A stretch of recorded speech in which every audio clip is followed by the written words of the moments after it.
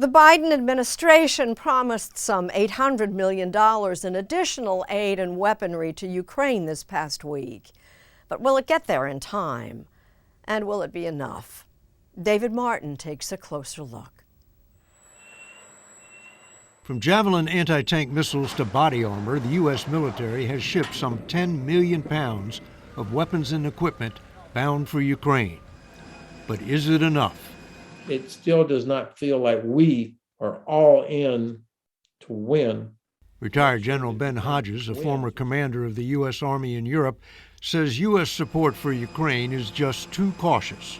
We have exaggerated the potential for a so-called World War III to the point that we're making policy decisions based on an exaggerated fear. Fear of provoking a man who has thousands of nuclear weapons at his command and is willing to deliberately bomb civilians in an attempt to achieve something he might call victory. The whole reason that they transitioned to this medieval approach of smashing cities is so that at some point somebody would say, for the love of God, please stop killing these civilians. Let's get to a settlement, which is exactly what the Russians want, a settlement. Last week, Russia again warned the U.S. weapons shipments could bring unpredictable consequences. But that didn't stop the Biden administration from ratcheting up its support for Ukraine with 18 howitzers and 40,000 artillery shells.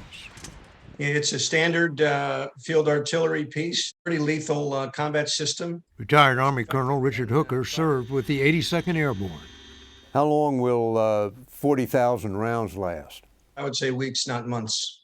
The howitzers are part of a new military aid package, which also includes 200 armored personnel carriers.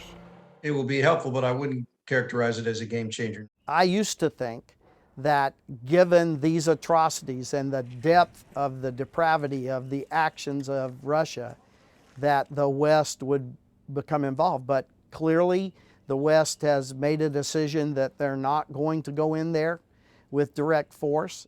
Retired General Philip Breedlove is the former commander of U.S. and NATO forces in Europe. The Biden administration says it has spent more than $2.5 billion on equipment for the Ukrainian military.